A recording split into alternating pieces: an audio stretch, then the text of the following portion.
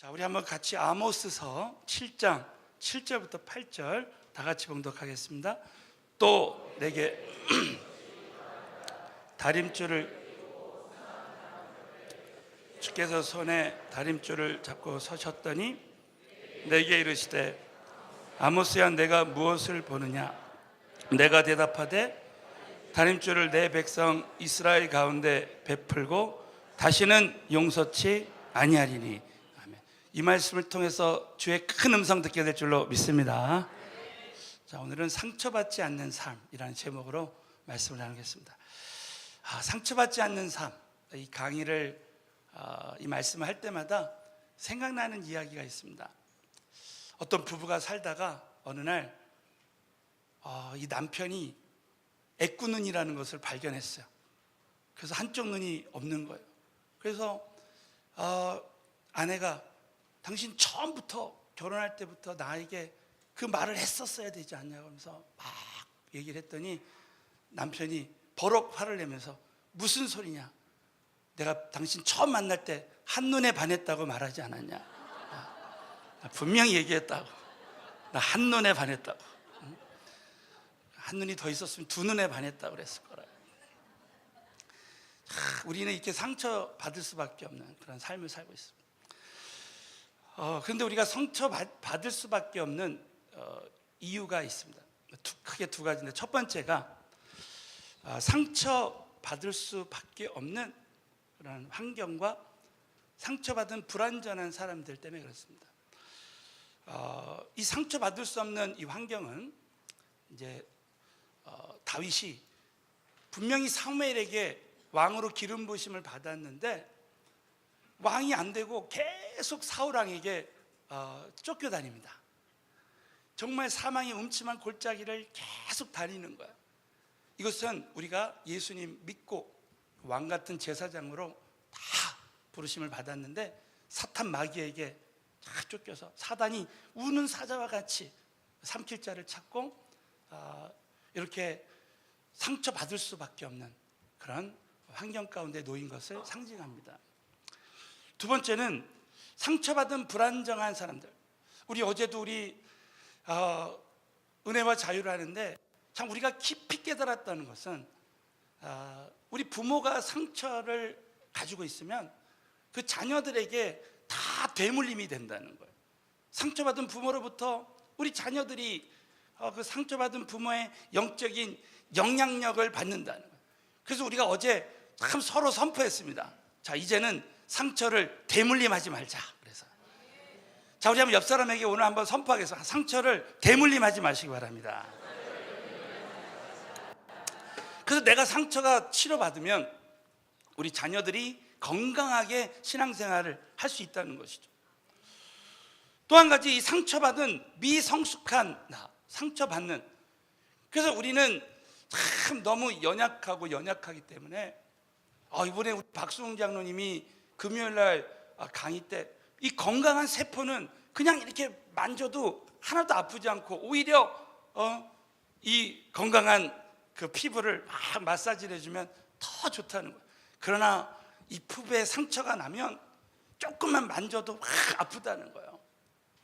이 건강하지 않으면 참 상처받을 수밖에 없는 미성숙한 내가 되면 내가 언제든지 상처받을 수. 그런데 우리 이번에 또 은혜와 자유를 통해서 다시 한번 우리가 되새겼던 것은 상처는 죄라는 거예요. 특별히 용서하지 못하는 죄. 내가 만약에 아버지에게 상처가 있다는 것은 내가 아버지를 지금 용서하지 못하고 있다는 거야. 그래서 한 사람이라도 미워하면 내가 어둠 가운데 있고 갈 바를 알지 못한다는 것이죠. 여러분 정말 누구 용서하지 안 해본 경험이 있는 분 있습니까? 그 한 사람 때문에 미워서 너무 고통스러운 거야. 그래서 이번에 우리가 참 은혜와 자유를 통해서 이 용서라는 무기를 사용해야 된다는 거야. 우리가 용서하면 하나님께서 우리에게 자유를 주시고 또 새로운 인간관계를 맺게 되고 용서하니까 또 그 영혼을 긍휼히 보게 되는 거야. 사랑하는 성도 여러분, 여기 계신 모든 분들이 오늘도 용서라는 무기를 사용했으면 좋겠습니다. 여러분, 또 이 상처가 어디서 오느냐? 기대감에서 온다는 거야. 기대감. 우리가 가장 내가 사랑하는 사람, 가까운 사람, 존경하는 사람에게 내가 기대할 때 나에게 그 상처가 올 수 있다는 것입니다. 그래서 이번에 우리가 다시 한번 깨달은 것은 절대 사람에게 기대하지 않는 거야. 내가 우리 자식에게 기대하지 않는 거야. 그냥 끝까지 사랑하는 거예요. 우리 가정교회 식구들에게 절대 기대하지 않고 그냥 사랑하는 거예요. 그래서 우리가 참 신앙생활할 때 잊지 말아야 될 것은 한번 따라서 하겠습니다. 사람은 기대의 대상이 아니라 사랑의 대상이다. 믿으시면 아멘. 그러면 늘 어떤 사람에게도 기대하지 않고 사랑하고 그 어떤 사람에게 자꾸 실망하고 상처받는 것은 내가 아직도 저분에게 기대했구나 하면서 우리가 계속해서 나의 기대감을 다 이제 사라지게 하는 것입니다. 제가 어제 한 100명 이상을 안수하고 또 방언받기 위해서 기도 부탁한 사람들 있고, 그래서 막 기도하다가 이렇게 목이 쉬었어요. 그러나 목이 쉬었지만 오늘 같은 날 좀 더 은혜가 임했으면 좋겠어요. 그래서 저 미디어실에서 이 임팩트를 좀 죽여보세요. 자꾸 어디 나이트에 온 그 기분이에요 지금. 좀 좀 정상으로 좀 만들어주세요. 조금만 더 크게. 테스팅. 뒤에 잘 들립니까? 네. 더 이상해졌습니다. 우리. 테스팅.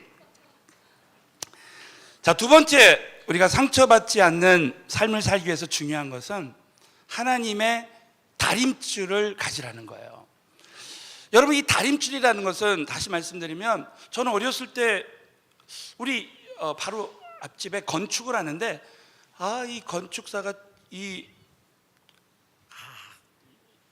실을 딱 추에 매달아서 그거에 따라서 벽돌을 쌓는 거예요. 그러니까 이 벽이 벽돌이 허물어지지 않는 거예요. 벽이. 저와 여러분이 하나님의 다림줄, 이것은 하나님의 말씀을 상징합니다. 우리 모두가 하나님 말씀을 가지고 우리의 삶을 건축하면 절대 허물어지지 않게 될 줄로 믿습니다. 결국 하나님은 하나님의 다림줄대로 하시는 거예요. 오늘 이 아모스서는 북이스라엘의 여로보암 왕 때 이스라엘이 가장 패역하고 영적으로 타락했을 때 하나님은 아모스라는 선지자를 통해서 이 하나님의 다림줄을 보여주셨습니다.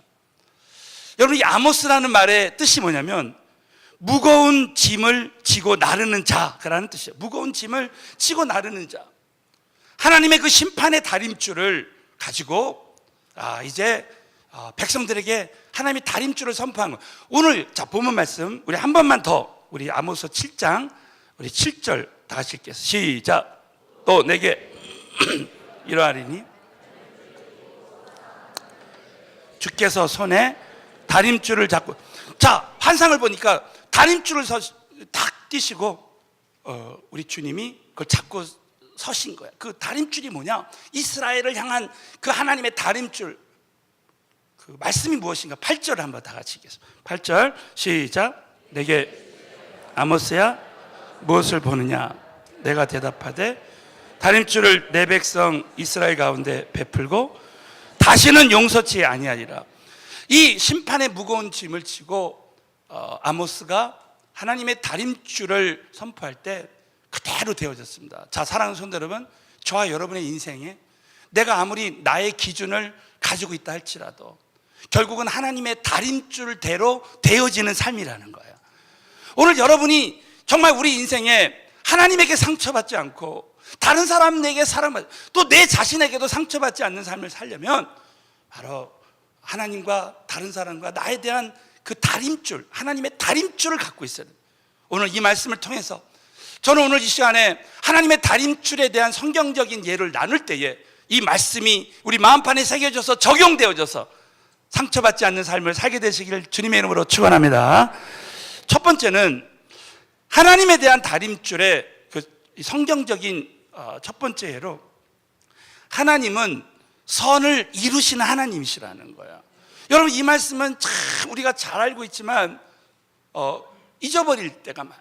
자, 우리 한번, 여러분, 이 시편 23편을 보면 이 말씀은 다윗이 가장 어려웠을 때, 정말 사망의 음침한 골짜기를 다녔을 때 이 시편 23편 6절에 하나님의 다림줄을 선포했습니다. 그리고 찬양했습니다. 다 같이 읽겠습니다. 시작.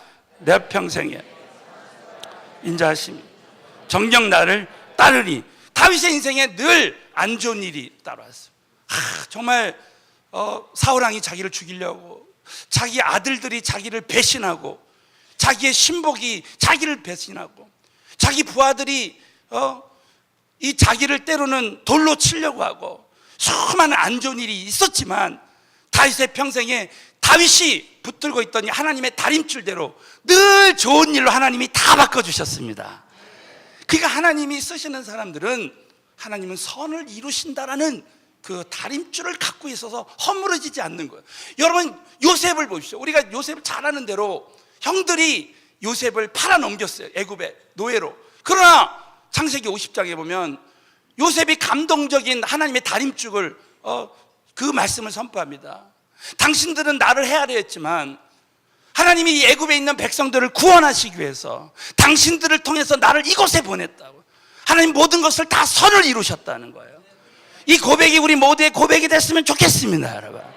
나를 힘들게 어렵게 한 사람이 있을 때, 하나님 정말 당신을 통해서 나를 이렇게 겸손의 사람으로, 나를 이렇게 감사의 사람으로 만들어 주셨습니다 하면서 모든 것을 선을 이루시는 하나님을 인정하는 거예요. 그 다림줄이 있었기 때문에 이 요셉은, 다윗은 무너지지 않았습니다. 또 여러분, 사도 바울을 보십시오. 정말 복음 전할 때마다 데살로니가에서 참 복음 전할 때 참 깡패들이 자기를 어렵게 했어요. 그러나 베레아로 옮기면서 모든 것을 합력해서 선을 이루시는 하나님, 로마서 8장 28절 말씀을 선포했습니다. 하나님을 사랑하는 자, 그 뜻대로 부르심을 입은 자들은 모든 것이 합력해서 선을 이루시느니라. 그래서 여러분, 하나님이 택하셔서 쓰시는 사람들은 다 선을 이루시는 하나님을 믿었어요. 그래서 저와 여러분이 지금 이해가 안 되는, 말도 안 되는 일이 일어났을 때 저와 여러분은 그 살아계신 하나님의 그 주권을 인정해요. 자, 그 말씀이 잠언 3장 6절을, 저는 이 잠언 3장 6절을 처음에 받았을 때, 야, 이 말씀은 내가 평생 붙들어야 될 하나님의 다림줄이다 라고 붙들었어요. 자, 우리 다 같이 한번, 다 같이 읽겠습니다. 시작. 너는 그래야면 내 길을. 자, 믿으시면 크게 한번 아멘 해보세요. 우리가 범사에 하나님을 인정하라는 거야. 그리하면 하나님이 개입하시기 시작한다. 내가 범사에 하나님께 감사할 때 하나님이 우리의 길을 인도해 주신다는 거야. 그래서 사랑하는 성도들, 이 말씀을 적용해야 됩니다. 우리가 우리 삶 가운데 다윗처럼, 요셉처럼, 바울처럼 안 좋은 일이 일어났을 때 하나님이 나를 위해서 이 모든 일을 허락하셨다고 믿고 감사하면 그 사람에게는 선을 이루시는 하나님의 역사가 일어난다라는 거예요. 여러분, 선을 이룬다는 것은 결국은 하나님의 결론이에요. 하나님의 선하신 해피엔딩의 결과입니다, 여러분. 이걸 딱 붙들 사람들은 그 과정 중에 어떤 안 좋은 일이 일어나도 그걸 붙들 수 있는 거예요. 제가 오늘 다른 예를 하려고 했는데요, 오늘 11시 예배를 이렇게 들어오는데 오늘 새벽에, 전 몰랐어요. 오늘 새벽에 한국이 20살 이하 월드컵에서 이 아프리카의 강호인 세네갈과 8강전을 해가지고 결국 3대3으로 비겨가지고 승부차기에서 4대3으로 이겼대요. 할렐루야. 예수 믿는 사람이 어머 그러면 어떻게 할렐루야 그래야죠. 범사에 하나님을 인정해야죠. 어머 하면 되겠어요? 그러니까 여러분, 얼마나, 근데 그 과정을 잠깐 들어보니까 우리 한국이 막 2대1로 지고 있었는데 마지막에 우리 한국 선수가 그냥 극장골로 탁 해서 2대2로 비겨가지고 연장전에 갔대요. 그래가지고 지금 어떤 분들 표정 보니까 난 다 봤는데 하는 표정이야. 막 눈이 뻘개가지고 새벽에 잠을 못 자. 그러니까 2대2로 우리 한국 선수가 저도 한번 하이라이트 보고 싶어요. 오늘 마치면. 근데 안 봐도 결과를 알고 있잖아요. 그러니까 너무 신나는 거야 지금.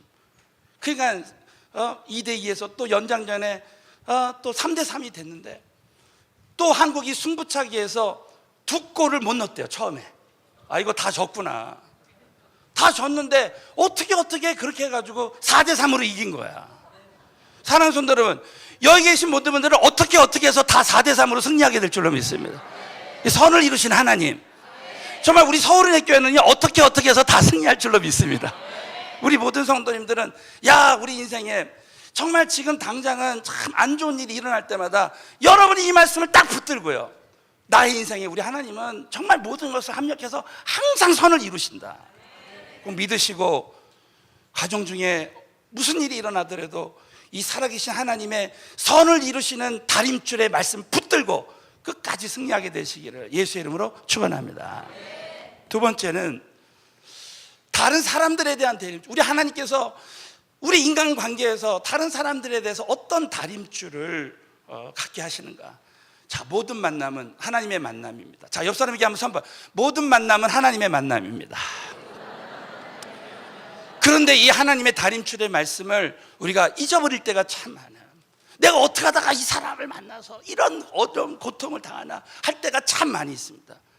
그래서 우리 이번 은혜와 자유 때 배운 것이, 우리의 제자, 하나님의 쓰시는 제자들은 이 관점이, 퍼스펙티브가, 이 사람, 이 환경을 보는 시각이 바뀌어야 된다 그랬어요. 자, 그 말씀이 잠언 16장 7절 이런 말씀 읽겠습니다. 시작. 사람의 기쁘시게 하면 사람의 원수라도 그러 더불어 화목하게 하시니라. 믿으시면 아멘 해보세요. 자, 우리 인생의 원수와 같은 사람만, 여러분 야곱과 에서의 이야기를 잘하고 있습니다. 형 에서가 그 단팥죽을 속여서 야곱이 장자가 됐을 때 평생 원수로 정말 야곱을 죽이려고 합니다. 군사들을 이끌고. 그때 야곱이 할 수 있는 거 아무것도 없어요. 그래서 하나님 앞에 간절히 하나님 기뻐하시는 기도를 했어요. 그랬더니 하나님께서 에서의 마음을 싹 바꿔버렸어요. 그래가지고 에서가 형한테 야곱에게 도리어 내가 너의 길잡이가 될 것이다. 그러면서 여러분 이 모든 관계를 다 주관하십니다. 사랑하는 성도 여러분, 저와 여러분의 인생에 참 원수와 같은, 내 힘으로 인간관계에 할 수 없는 그런 사람을 만났을 때 모든 관계를 주관하시는 하나님께 기도하고 나의 행위가 하나님을 기쁘시게 하면 원수라도 화목하게 해주시게 될 줄로 믿습니다. 나는 지금 잘못된 만남이라고 생각하지만 결국 우리 하나님께서는 이 만남을 통해서 어떤 하나님의 역사를 일으킬지 모른다는 거예요. 그 예로 야곱이 정말 자기는 라헬이라는 자매하고 결혼하고 싶었는데 그 삼촌 라반이 속여가지고 그 언니 레아랑 결혼시켰어요. 이건 진짜 잘못된 만남이라고 생각. 지금 우리 중에 많은 사람들이 그렇게 생각할 수가 있어요. 그러나 창세기 39장 우리 32절부터 35절을 다 같이 읽겠습니다. 시작. 레아가 아들 낳고 그의 생산이, 조금 전에 웃는 사람들은 다 잘못된 만남으로 결혼했다고 생각하는 사람. 여러분 놀랍게도 이 야곱이 사랑하지 않았던 이 레아라는 자매하고 결혼해서 아들을 낳는데 35절 그 이름을 유다라. 여러분 유다는 예수님의 족보에 들어갔어요. 여러분 아세요? 이 유다를 통해서 예수 그리스도가 나왔습니다. 정말 하나님이 어떻게 섭리하실지 모르는 거야. 여러분 우리 인생에 하나님 참새 한 마리도 그냥 떨어뜨리지 아니하신 하나님, 그 하나님께서 저와 여러분의 인생에 정말 모든 만남을 주관하신 하나님께서 이렇게 우리를 배우자로 삼아주시고 우리 가정교회 한 일원이 되게 하시고 정말 서울은혜교회 또 우리 사회 한 사람 한 사람 다 이렇게 만나게 하신 것은 오직 하나님이 만나게 하신 만남이라고 생각하면 그 다림줄을 갖고 있는 사람들은 범사에 감사함으로 승리할 수 있게 될 줄로 믿습니다. 그래서 우리 나에게 상처를 주는 필요악과 같은 그런 사울왕이나 요셉의 형들이나 정말 바울에게 있었던 그 깡패나 여러분 그 모든 것을 통칭해서 뭐라고 하냐면 필요악이라고 합니다. 그래서 우리는 이 필요악을 인정하는 그런 삶을 살게 된다는 거야. 그래서 여러분, 제가 참 이번에 말씀을 준비하면서 새롭게 깨달은 것이 뭐냐면, 하나님이 택하셔서 쓰시는 사람들에게는 모두가 다 필요악이 있었다는 거야. 하나님의 선하신 섭리를 이루시기 위해서 때로는 하나님이 악역도 필요한데, 그 악을 통해서 하나님이 우리를 훈련시키시고 우리를 인도해 주신다는 거예요. 그래서 여러분, 아까 요셉도 그 형들이라는 필요악을 허락하시고, 요셉이 누군가를 만나서, 정치범을 만나서 저 바로왕을 만나야 되는데 그 감옥에서 참 그 바로왕을 만날 수 있는 그 길을 여신 것, 바로 그 필요악이었던 바로 보디발의 아내를 통해서 감옥에 가게 된, 그것이 없었다면 요셉을 통해서 하나님의 뜻이 이루어지죠. 저와 여러분의 인생에 다 그런 사람이 있습니다. 여러분, 사도 바울이, 저는 이번에 사도행전을 강의하면서, 야, 우리 하나님이 바울을 인도하실 때 정말 우리가 생각하지 않았던 방법으로 인도하시는 거예요. 바울이 데살로니가에서, 사도행전 17장에 보면 데살로니가에서 말씀에 큰 부흥이 왔습니다. 그러나 하나님은 거기에 머물지 못하게 하고 유대인들이 시기하고 다 이 소동해가지고 깡패들을 통해서 바울을 베레아로 인도하게 하십니다. 그래서 여러분이 이 베레아에서 하나님의 또 큰 말씀 부흥이 오게 됩니다. 하나님은 그 필요악을 통해서 하나님 우리를 인도해 주시는 거예요. 여러분, 이 다윗을 보면 다윗의 인생에 하나님은 사울왕을 통해서, 많은 경우를 통해서 이 필요악을 인정하는 그런 삶을 살게 됩니다. 저는 사무엘 상하를 강의하면서 깜짝 놀랐어요. 다윗이, 시므이라는 사람이, 그 사울 편에 있었던 시므이라는 사람이 사무엘 하 16장에 보면 다윗을 저주합니다. 이 피를 흘리게 한 자요, 그 피값이 하나님께로, 당신이 하나님께서 정말 이 모든 이 피값을 여호와께서 내게로 돌리실 것이다, 막 그러면서 저주합니다. 그럴 때 이 다윗 옆에 있던 다윗의 부하가 이 시므이를 죽이려고 할 때 정말 이런 이 필요악을 인정하는 말씀을 나눠요. 자, 사무엘 하 우리 16장 11절부터 12절 말씀을 다 같이 한번 읽겠습니다. 시작. 내 몸에서 나는 하물며 이 베냐민 사람 것이니 혹시 여호와께서 나의 손으로 내게, 참 감동적이죠. 다윗이 이런 얘기하는 거야. 야, 내 몸에서 난 아들도 압살롬도 정말 내 생명을 헤아려 하거든. 하물며 이 베냐민 사람 시므이가 여호와께서 저에게 명하실 수도 있었다는 거예요. 그러면서 저로 저주하게 내버려둬. 이 필요악을 인정하는 거예요. 하면서 22절에 혹시 하나님께서 나의 원통함을 다 감찰하시고 오늘날 그 저주가닥에 선으로 내게 갚아주시리라. 여러분, 이렇게 여러분 다윗처럼 이렇게 선포해야 됩니다. 지금 나를 힘들게 하고 어렵게 하는 사람이 있으면 하나님 반드시 선으로 갚아주실 줄로 믿습니다 하면서, 지금 안 좋은 일이 일어나고 안 좋은 사람이 있다, 정말 결국 나를 사랑하시기 때문에 이 모든 것을 허락하셨다라는 하나님의 다림줄을 갖고 있는 거예요. 제가 오늘 새벽에 딱 일어났는데 갑자기 성령님께서 이 예를 딱 주셨어요. 이 말씀을 묵상하는데, 추운 겨울날에 어떤 어머니하고 그 갓난아기를 이제 안고 있는데 둘 다 얼어 죽게 생겼어요. 막 지금 몸이 얼어 죽어가는.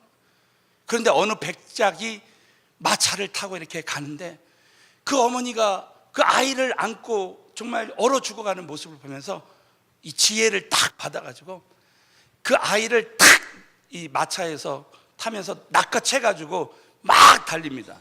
그랬더니 이 어머니가 그 쓰러져 있다가 말이요, 그 생명보다 귀한 아이를 납치해 가니까 그냥 막 거기를 따라가는 거야. 그런데 놀랍게도 이 마차가 이 어머니가 뛰어가는데 그 속도에 맞게 천천히 가는 거예요. 드디어 이 어머니에게 막 땀이 났습니다. 그래서 막 다시 살아났어요. 그랬더니 그 광경을 보고 백작이 마차를 딱 멈추고 이런 이야기를 하는 거예요. 나에게 지혜를 주셔서 정말 그 어머니가 그 아이를 안고 있었으면 그 자리에서 다 얼어 죽고 말았을 거라. 그러나 당신이 나를 이 마차를 쫓아오면 아이도 살고 당신도 다 살 거 아니야. 그래서 이렇게 했다 했더니 이 어머니가 그 필요악이라고 생각했던 그 백작을 얼마나 그 백작에게 감사했겠습니까? 저는 이 예를 딱 생각하면서 정말 다윗이 사망의 음침한 골짜기를 차월을 통해서 막 쫓겨다닐 때 다윗이 그때 가장 하나님의 성령으로 충만해서 프레시한 신앙을 가졌을 거예요. 여기 계신 모든 분들이 정말 어려운 일들을 당할 때마다 우리가 하나님만을 의지하면 저와 여러분에게 더 큰 하나님의 좋은 일이 일어나게 될 줄로 믿습니다. 그래서 여러분이 오늘 이 말씀을 붙들고 다시 한번 옆 사람에게 한번 선포, 필요악을 인정하시기 바랍니다. 한번 시작했어요. 자, 마지막 세 번째는 나 자신에 대한 다림줄입니다. 제가 두 가지만 나누고 마치겠어요. 첫 번째는 내가 주인공이라는 거. 여러분, 우리 많은 사람들이 신앙생활할 때 저도 그랬고요. 교회 오면 내가 들러리다 이렇게 생각. 회사에 들어가서 일하면 나는 우리 사장님이나 회장님의 들러리다 이렇게 생각. 그게 아니라는 거예요. 저는 이 말씀을 어느 말씀에서 처음에 발견했냐면 요한복음 15장 1절 말씀입니다. 자, 우리 요한복음 15장 1절을 다 같이 읽겠어요. 시작. 우리 예수님이 직접 이런 말씀을, 내 아버지 하나님 아버지가 농부가 되셔서, 농부가 하는 일이 뭐예요? 심는 일이죠. 먼저 그래서 포도나무를 심었다는 거예요. 이 포도나무가 누구냐면 내가 포도나무예요. 바로 예수님이라는 거예요. 우리 예수님께서 이 땅에 포도나무로 심겨져서 정말 우리의 모든 죄를 위해서 그 험한 십자가를 지시고 피를 강과 같이 흘리셔서 여기 계신 한 사람 한 사람의 구원받은 열매를 위해서 십자가에서 죽으신 줄로 믿습니다. 여러분, 결국은 하나님이 농부가 되셔서 포도나무를 심고 그렇게 하신 이유가 뭐예요? 우리 열매를 위해서, 우리 한 사람 한 사람을 위해서 그랬다. 저는 이 말씀을 보고 너무너무 큰 감동이 됐어요. 그래서 성경 전체에 보면 내가 하나님이 나를 위해서, 나 한 사람이 정말 주인공이라는 것을 알게 해주는 많은 말씀들이 있습니다. 그 말씀 중에 이사야서 43장 4절 말씀을 다 같이 봉독합니다. 시작. 내가 너를 보배롭고 존귀하게 너를 사용하였습니다. 내가 사람들을 주어 너를 바꾸며 백성들로 내 생명을 대신하리. 자, 하나님께서 내가 너를 보배롭고 존귀하게 여기고 너를 사랑하였습니다. 내가 사람들을 주어 너를 받고 백성들로 내 생명을 대신한다. 얼마나 나 한 사람이 중요했으면 이렇게 역사하시냐 말이죠. 여러분, 정말 때로는 우리가 이런 생각할 때서 진짜 하나님이 나를 주인공으로 세우셨나? 응? 과연 우리 한 사람 한 사람을 다 주인공으로 세우셨나요? 저는 가끔 우리 어린이 주일이나 우리 성탄절 때 우리 유치부하고 초등부 아이들 이렇게 특송하잖아요. 그러면 저 뒤에 있던 부모들이 막 나와가지고 요 앞에서 동영상을 다 찍습니다. 응?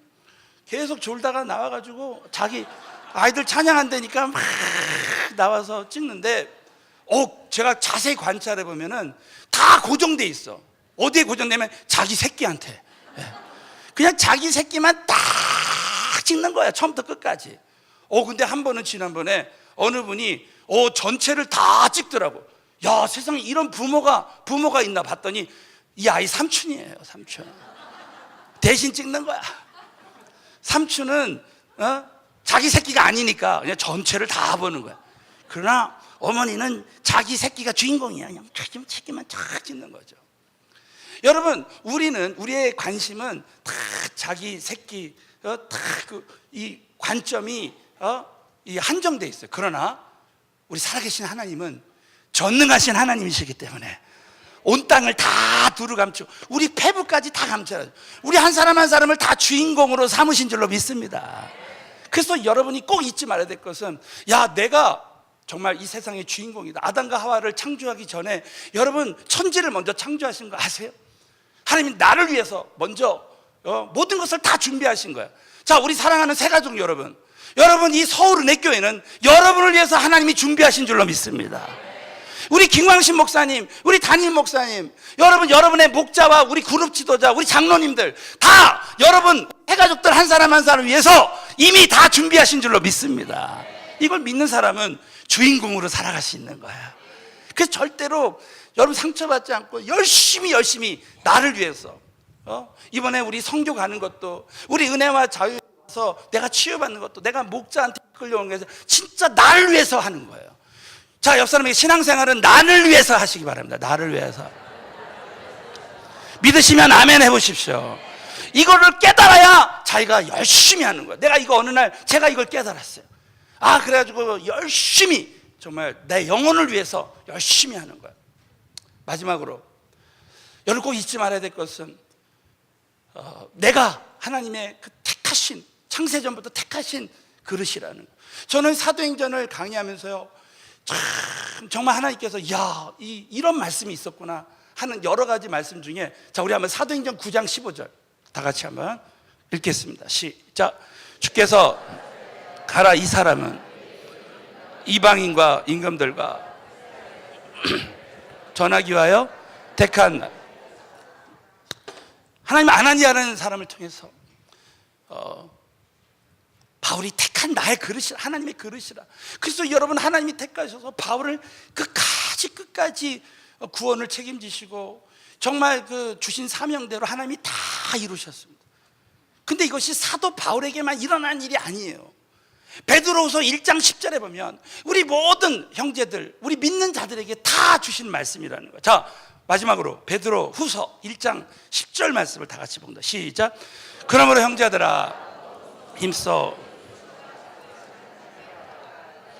이것을 행하지 언제든지 실족지 아니하리라. 택하시가 부르심을 굳게 하면 실족지 않는, 여러분, 실족지 아니한다는 말의 헬라어의 언어의 뜻이 뭐냐면, 말이 달리다가요 디딤돌을 딛고 올라가는데 거기서 미끄러져 넘어질 때 이 단어를 씁니다. 우리가 이 비전을 향해서 막 달려가다가 미끄러지는 거예요. 우리 여기 선교사님들, 이번에 우리 12기생 우리 선교사님들이 다 이번에 은혜와 만남 2주간 참여하시기 위해서 이렇게 나오셨어요. 여러분, 우리 교회 G12 지도자님들, 우리 목자님들, 정말 우리 성도 한 사람 한 사람 비전을 이루는 과정에서 때로는 우리가 무너질 때가 있어, 넘어질 때가 있습니다. 내가 굳이 이 길을 가야 되는 거야, 내가 굳이 이렇게까지 해야 되는 거야 할 때가 모든 크리스찬에게 올 때가 있습니다. 저는 어느 아프리카 선교사님의 이 간증을 들었을 때 정말 큰 깨달음을 얻었어요. 제가 마지막으로 이 이야기를 하고 마치겠습니다. 어느 아프리카 선교사님이 그 아프리카 오지에서 너무 힘들고 너무 환경이 열악해서 너무나 견디기 힘들어서, 하나님 제발 저를 조금 나은 곳으로 저를 옮겨주세요, 막 이렇게 기도하고 생각하고 있는데, 어느 날 갑자기 어떤 꿈을 꿨어요. 이 꿈을 꿨는데 그 꿈에 보니까 많은 사람들이 천국을 향해서 걸어가고 있는 거예요.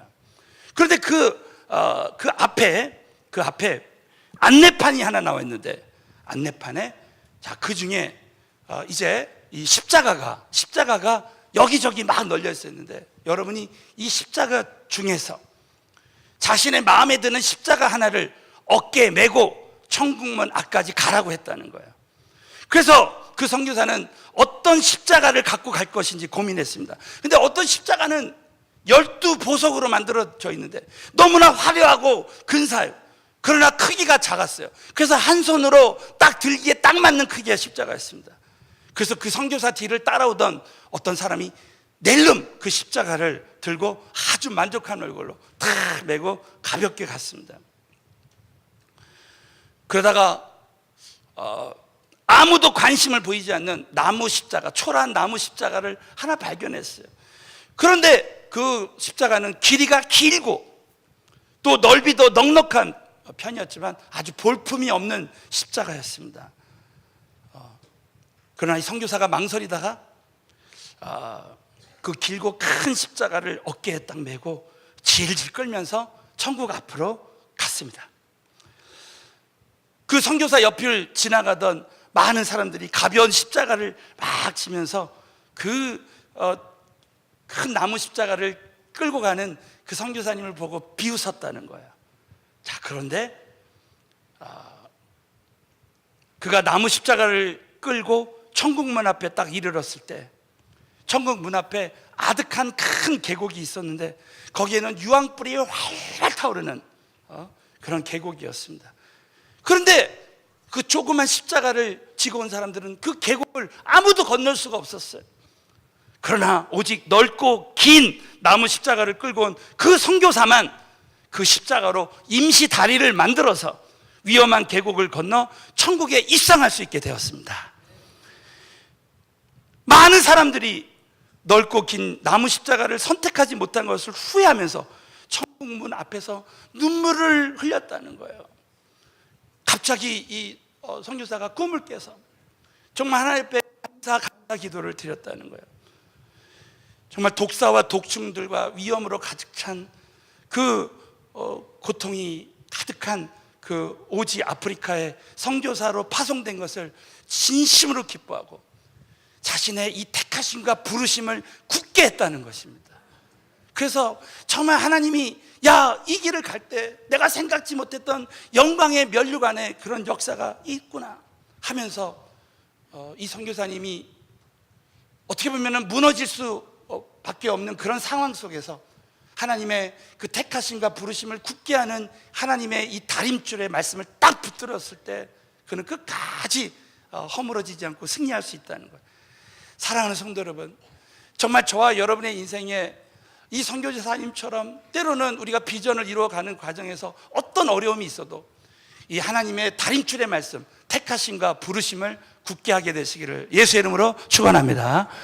그래서 이 성경 66권 모든 말씀은 하나님의 다림줄의 말씀입니다. 그래서 여러분, 이 살아계신 하나님의 말씀을 우리가 알아야 돼요. 그래서 우리 교회가 이 성도 양육 과정을 통해서 또 이 하나님 말씀을 여러분 선포하고 또 이 말씀을 묵상할 때마다 여러분이 이 하나님의 이 다림줄의 말씀을 굳게 붙들고 절대 하나님에게도 상처받지 말고 또 사람들에게 상처받지 말고 나 자신에게도 상처받지 않고 정말 상처받지 않는 승리하는 삶을 살게 되시기를 예수의 이름으로 축원합니다.